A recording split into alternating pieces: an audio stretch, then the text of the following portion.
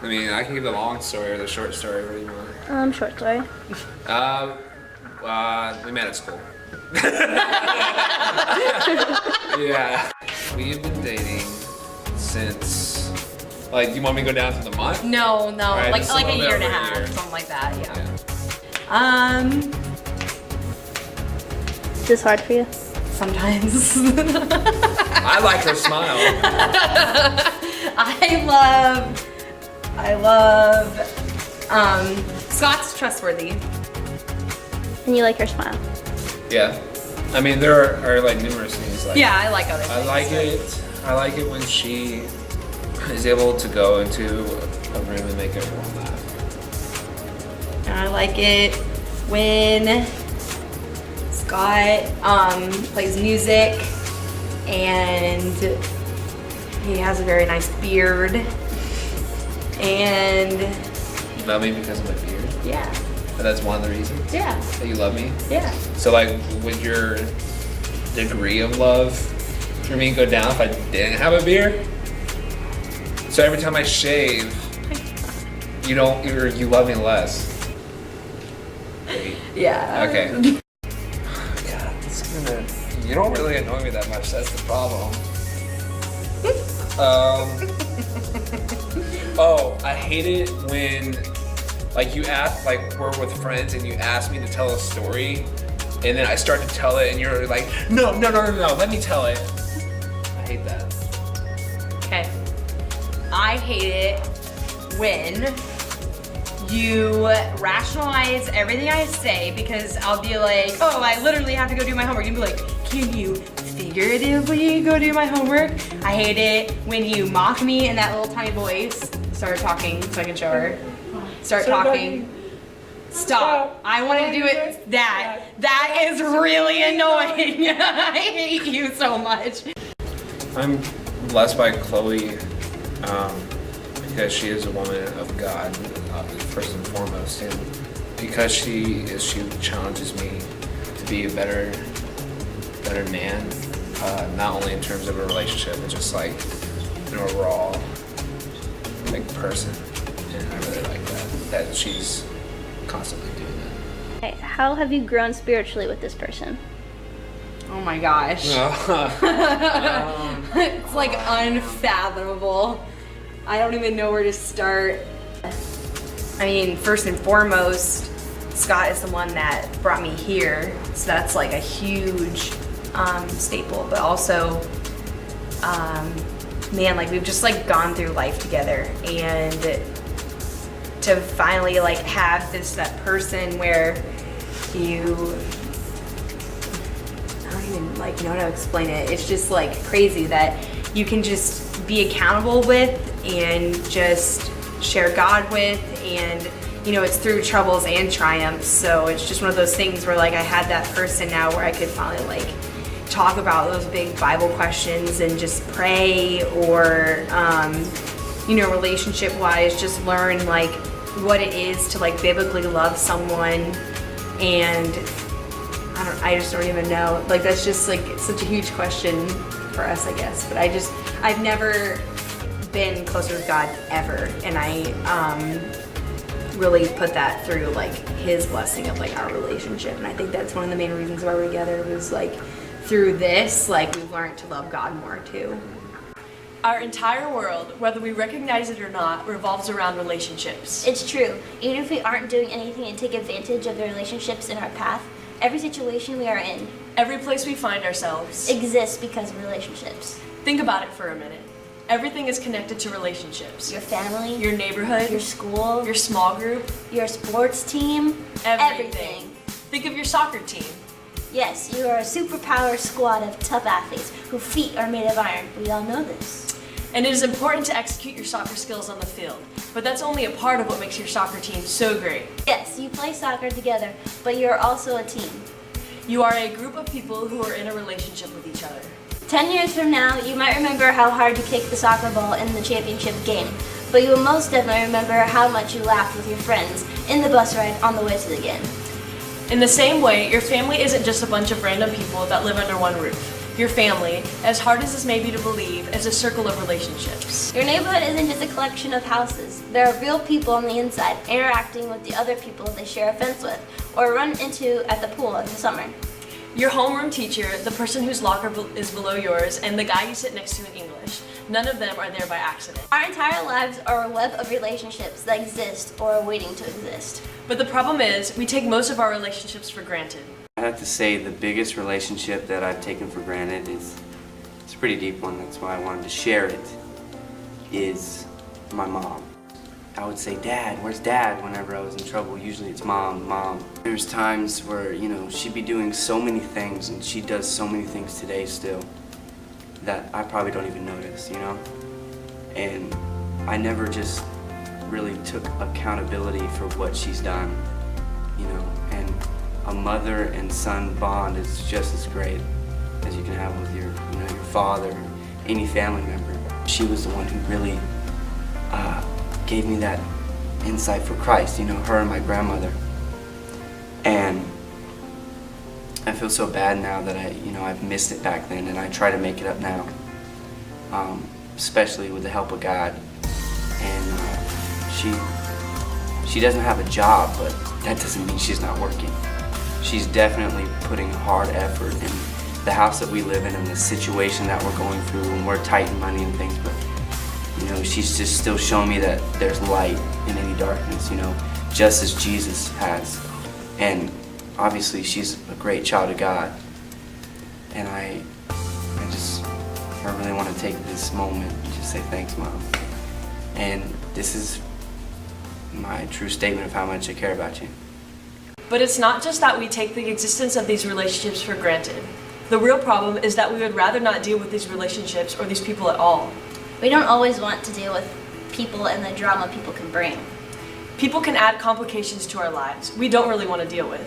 If you've paid attention at all in middle school, you've realized that drama happens, friends betray each other, rumors fly, and guys fight. Life is full of drama. So we ask you again, how do we start to see people as a blessing God sees them to be? While the Bible has a ton to say about the lasting value of relationships, we are going to look at one small sampling of verses from the book of Philippians. This book was a letter written by the Apostle Paul about 2,000 years ago to a church that he started in Philippi. In this passage, Paul clearly addresses the value and priority he places on every church, every person, and every relationship. Which is cool, but it's even cooler when you consider he wrote it while in prison. This is what Paul has to say about relationships in the book of Philippians.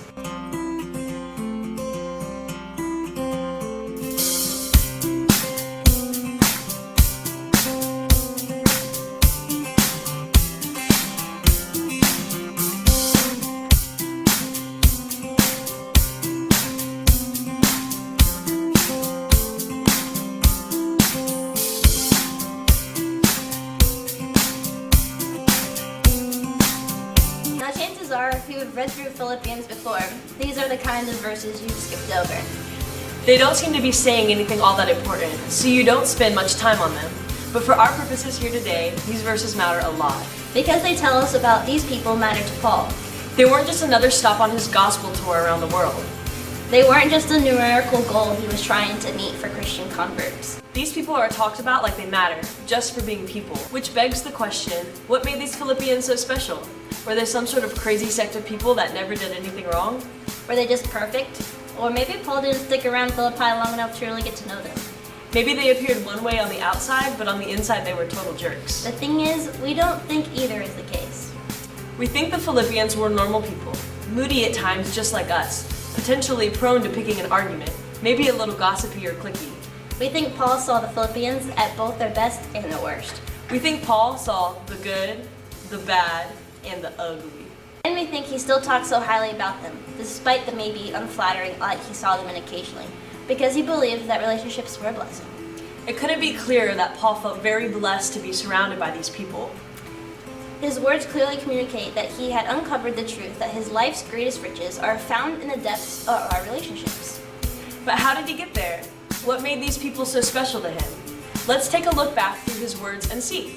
First of all, he says that he thinks of them often. Specifically, he thanks God for them. In other words, Paul was both thoughtful and thankful towards the people in his life. It's amazing how our perspective changes when we've been focusing our attention and affection on others instead of ourselves. We begin to see others as blessings, not burdens. Instead of being consumed with our own thoughts and worries, we begin to be overwhelmed with gratitude for the people God has placed in our lives. And then it goes even further, saying he prays for them with joy. I don't know if you've ever spent a lot of time praying for someone else, but something deeply spiritual happens in our hearts when we do. Over time, as we lift someone else up to God in prayer over and over again, we begin to develop a deep sense of love and concern for him or her, even if it wasn't necessarily that way from the beginning. We think that might be why the Bible tells us to pray for our enemies, because over time we begin to love the people we pray for most. There was a girl at my school and she was kind of just, right off the bat, she just hated my guts. I don't even know why. And she basically told me that she was going to take me out back and like beat me and all this stuff. And people had to hold her back a bunch of times and I don't even know why. And so one time somebody I think here told me you should just pray for her. So I started praying for her. And immediately the next day I saw results, and it was just amazing because she just was like almost like my sister to me, and she understood me, and even to this day we're like best friends. And I don't even know why we fought in the first place. Like, it makes no sense to me because I mean now, like, if I'm ever down, she like knows exactly what will make me happy, and she knows how to she just basically has turned me into a different person because I saw God work through her and me. So what we learn from Paul's letters to his friends is that life's greatest riches are found when we begin to view everything in life as an excuse for relationships. And for a lot of us, to really take this to heart means we start doing things differently. We start making a conscious effort when it comes to how we relate to others. We start to begin to view everything in life as an excuse for relationships. We start to see relationships as being at the heart of everything. You aren't just going to school, you are forming relationships. You aren't just on the team, you are forming relationships. You aren't just in a small group, you are forming relationships. So begin asking these questions.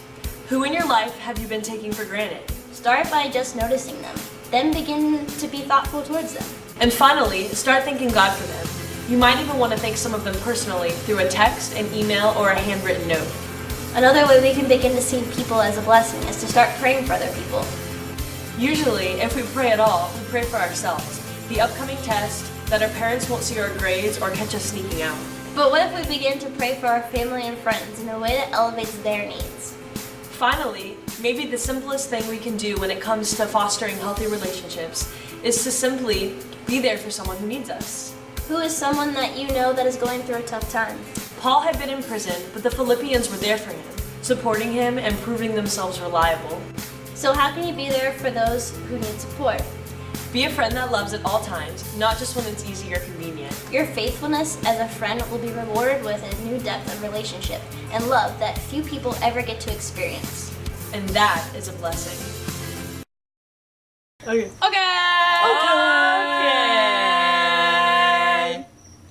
This week we're doing a video challenge. We're eating cinnamon! We have spoons. We have water. We have Cinnamon! So if you've never heard of the cinnamon challenge, basically you put cinnamon on a spoon and then you try to eat the cinnamon. Don't do that. And then you try not to puke the cinnamon.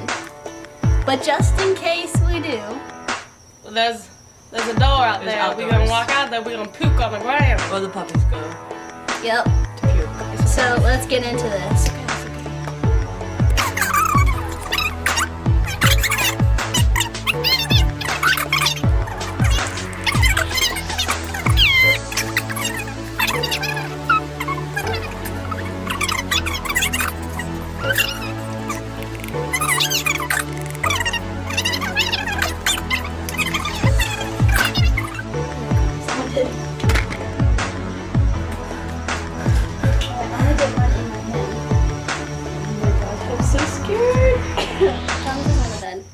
squid on a taco piece. All right. 1, 2, 3, 4. Oops. Oh, oops. Okay, 5, 6, 7.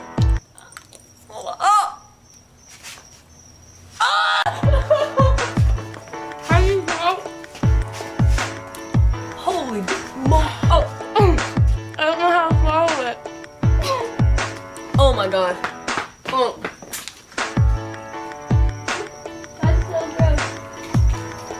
I don't know what to do right now. It was on your face. Ew! Kendall, please take this water. Please take that.